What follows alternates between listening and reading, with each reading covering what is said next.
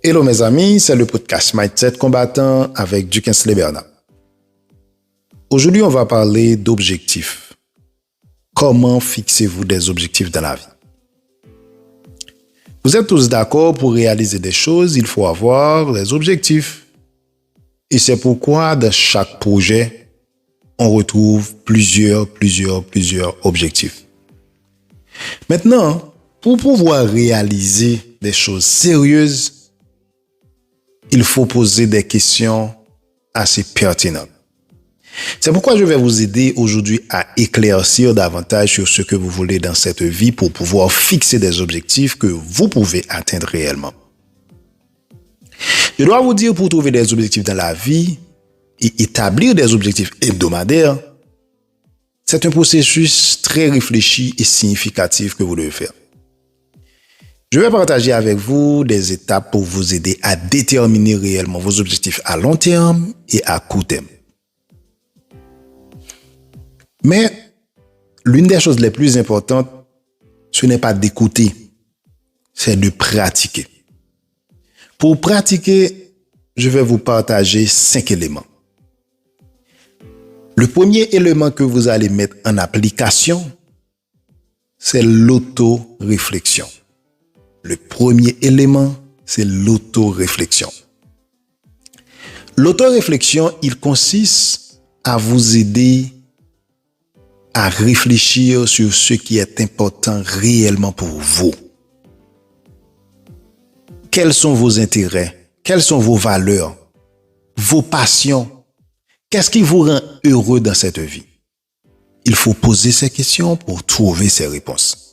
Ce n'est pas à quiconque de vous poser ces questions. Et vous devez poser des questions qui vous aident à trouver des réponses sur le long terme. C'est-à-dire des choses qui peuvent durer pour 5 ans, 10 ans, 20 ans et même pour toute la durée de votre vie.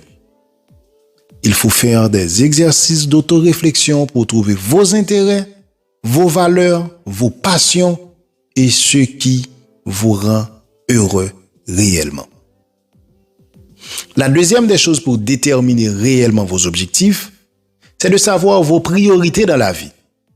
Qu'est-ce qui est important pour vous afin de faire une sorte de classement par ordre d'importance? Et quels sont les objectifs les plus significatifs pour vous à l'heure actuelle? Aujourd'hui, qu'est-ce que vous allez faire? Demain, qu'est-ce que vous allez faire? Qu'est-ce que vous pouvez faire aussi? Et tout ça, il faut déterminer d'abord la priorité dans votre vie. Qu'est-ce qui est important pour vous? Est-ce que vous le savez? Une fois que vous identifiez vos priorités, vous pouvez passer à la troisième étape qui n'est autre que fixer des objectifs SMART. Parlons d'objectifs SMART.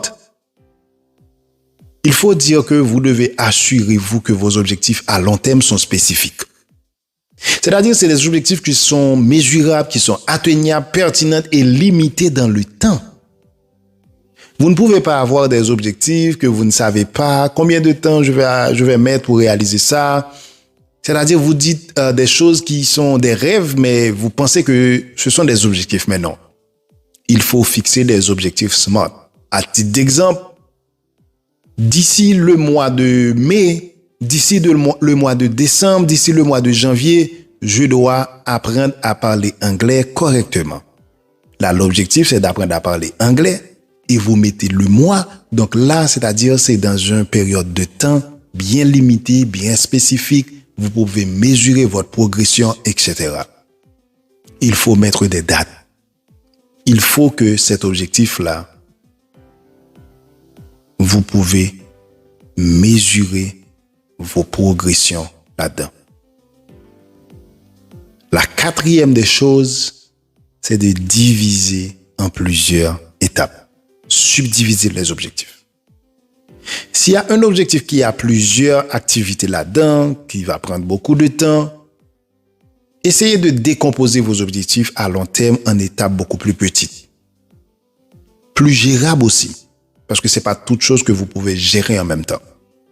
Et cela rendra la réalisation de ces objectifs beaucoup plus réalisable. Parce qu'une fois vous décomposez, vous allez voir, OK, aujourd'hui je peux faire 2, je peux faire 3, je peux faire 4, etc., ainsi de suite. Mais si vous allez prendre tout en bloc, vous ne pouvez pas avancer réellement sur ce que vous voulez.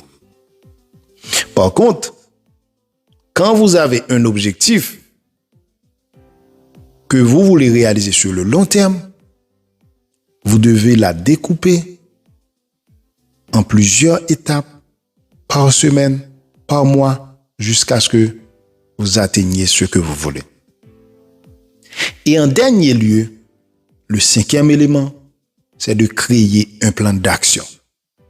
Lorsque je parle de plan d'action, cela veut dire tout carrément élaborer un plan détaillé qui existe et qui indique aussi comment vous comptez atteindre chaque objectif. Il faut identifier les ressources nécessaires. Quand vous savez les ressources, donc vous pouvez déterminer quelles sont les compétences à acquérir pour pouvoir vraiment rester dans les délais.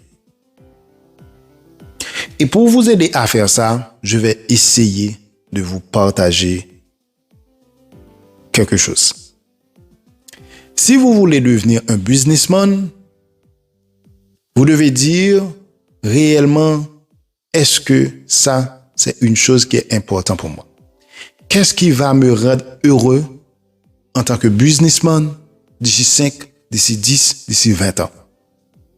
Quelles sont les valeurs? Quels sont les intérêts de cela? Donc, une fois vous trouvez ces questions, vous devez établir maintenant l'ordre de priorité.